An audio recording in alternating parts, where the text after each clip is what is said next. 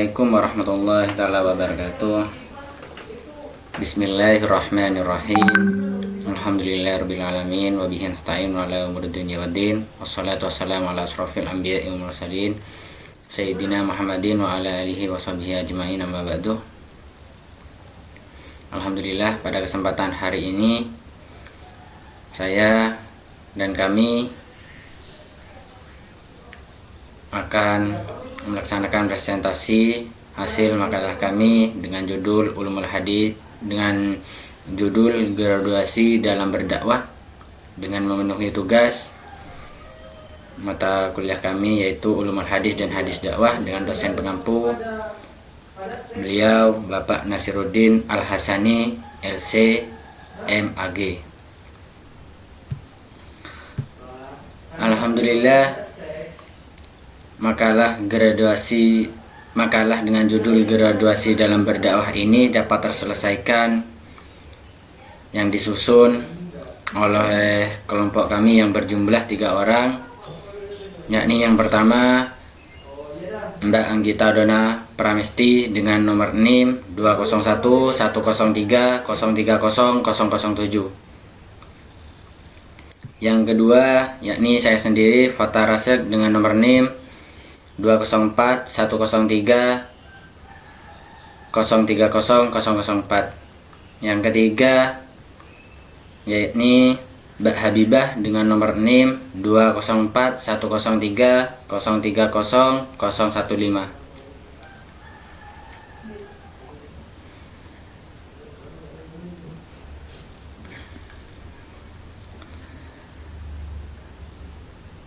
Adapun materi pembahasan yang akan dibahas oleh kelompok kami yakni yang pertama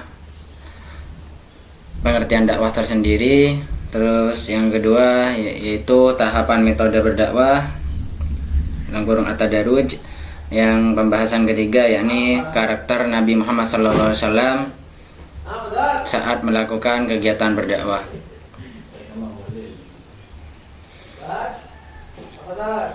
Saya akan lanjut yang pertama yakni pengertian dakwah itu sendiri.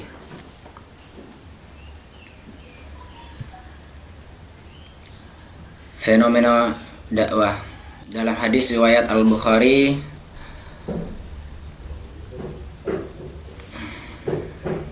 Romawi 149 menjelaskan bahwa dalam proses penyampaian ajaran agama Islam yaitu menyangkut 3 hal. Yang pertama kesetaraan gender, yang kedua kewajiban untuk berdakwah, dan pesan dakwah sesuai dengan keadaan penerimaan dakwah tersebut.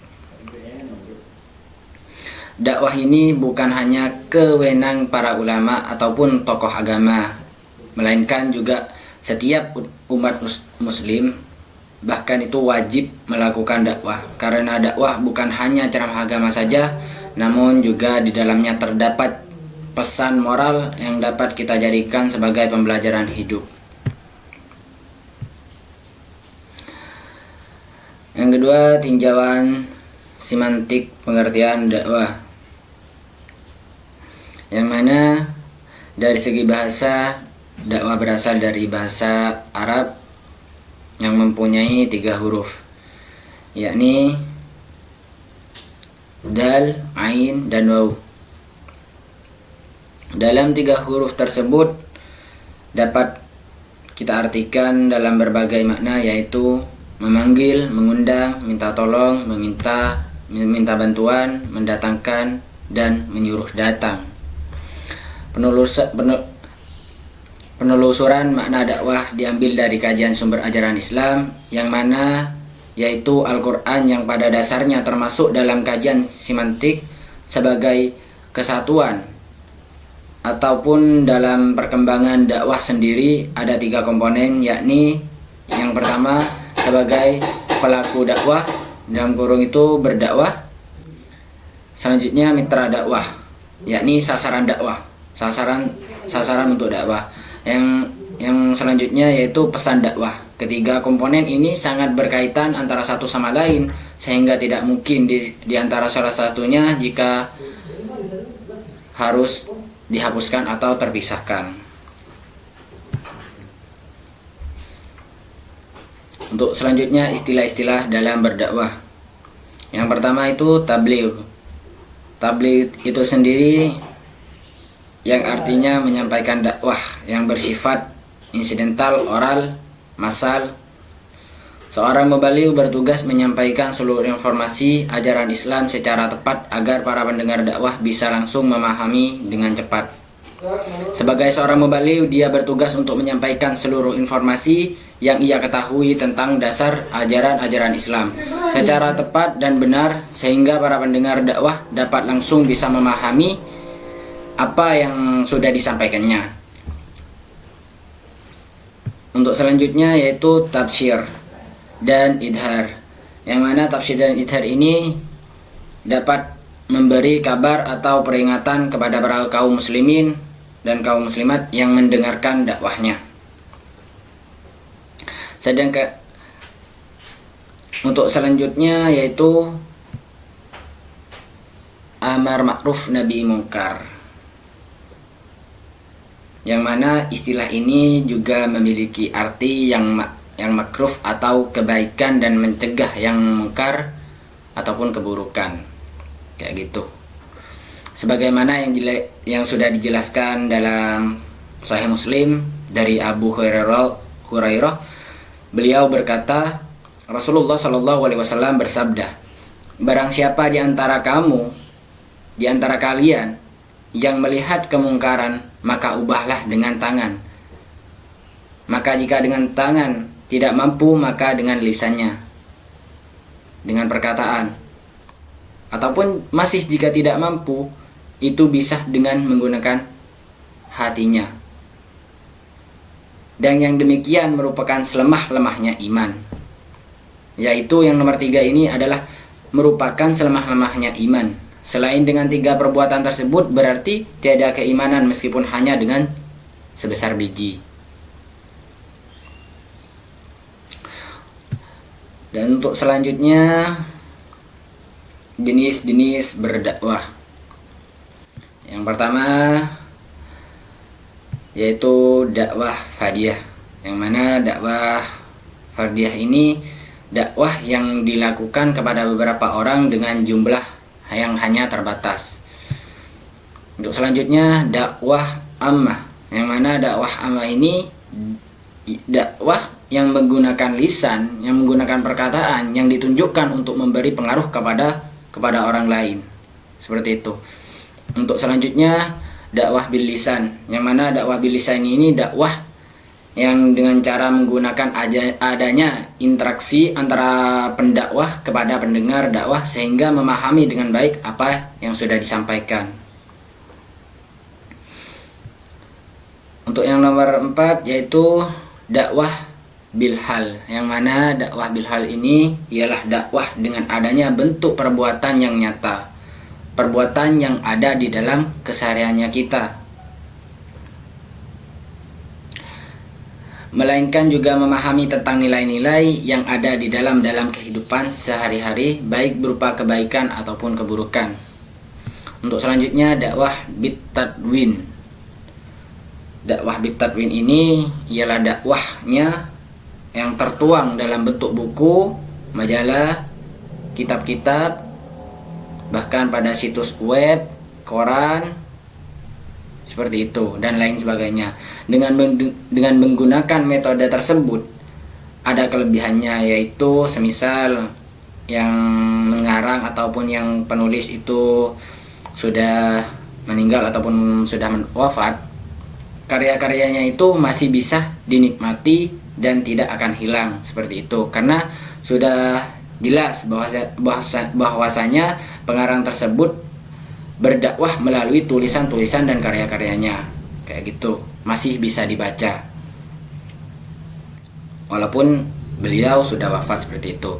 Untuk selanjutnya yaitu dakwah bil hikmah, yang mana dakwah bil hikmah ini adalah dakwah yang bersifat bijaksana.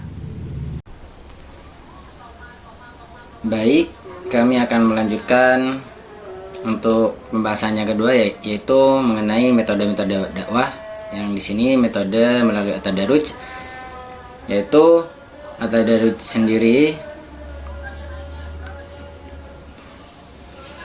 berasal dari kata tadarruj yang juga dapat dari tiga suku kata, yaitu ata, dal, dan waw.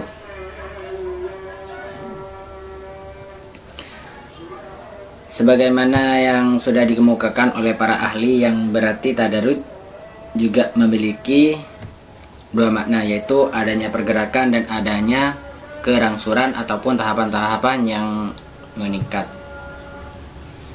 Jika dengan sementara untuk gradualnya itu artinya berangsur-angsur atau meningkat.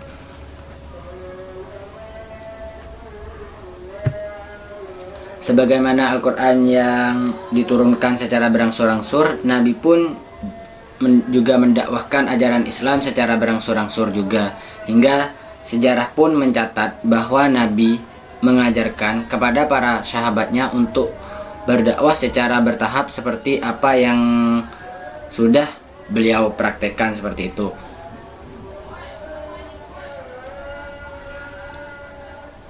Untuk selanjutnya yaitu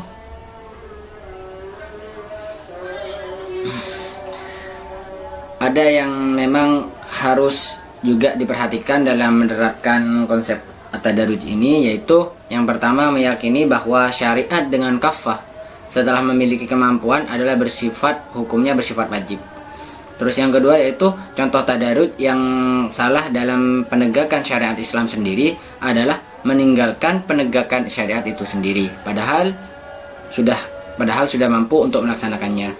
Yang ketiga itu tidak boleh bertadarruj dalam perkara akidah, terlebih di dalam masalah yang harus diketahui secara pasti oleh kaum muslimin. Contohnya seperti sholat, membayar zakat, haji, puasa. Sebab contoh-contoh tersebut sudahlah termasuk ke dalam perkara-perkara yang mendasar, di mana perkara tersebut sudah harus diyakini oleh seluruh umat muslim.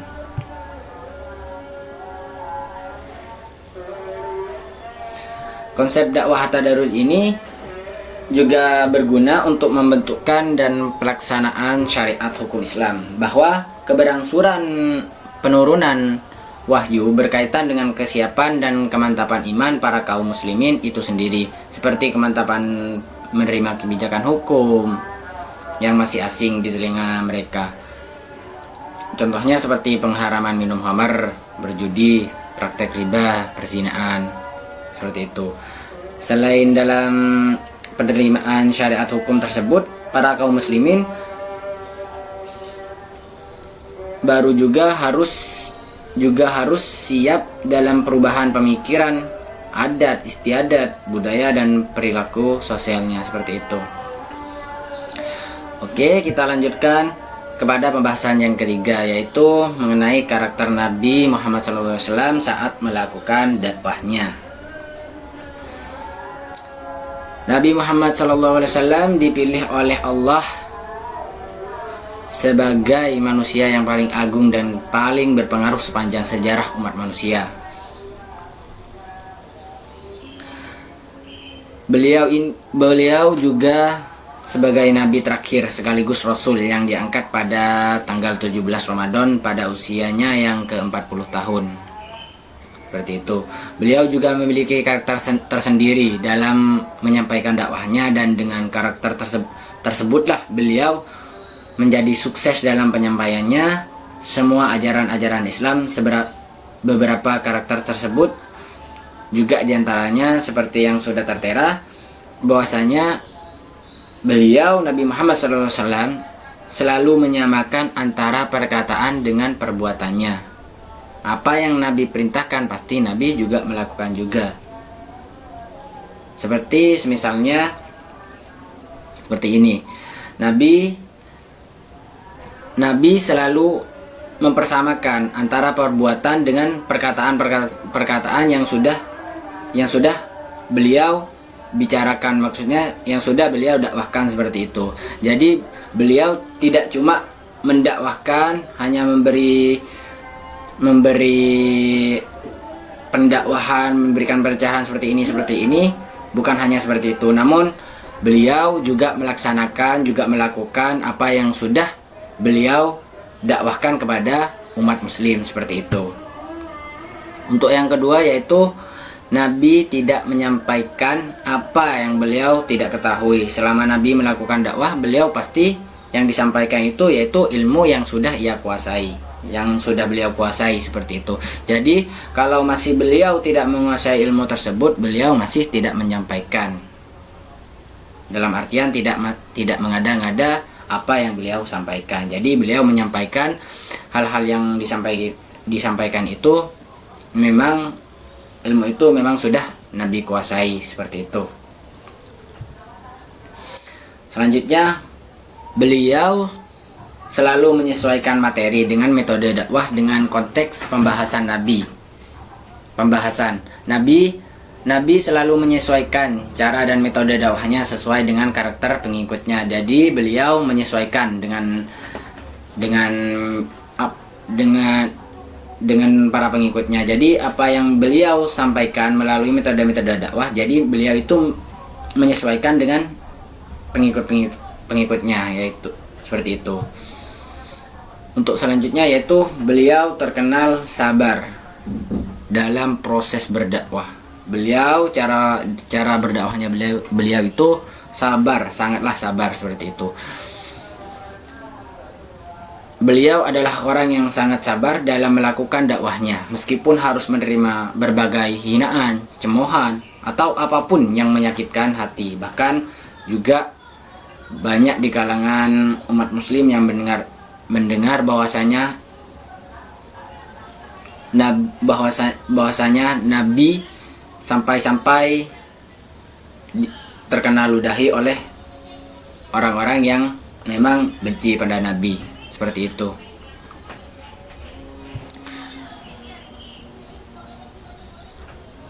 Mungkin cuma sekian yang dapat kami sampaikan, kurang lebihnya mohon maaf.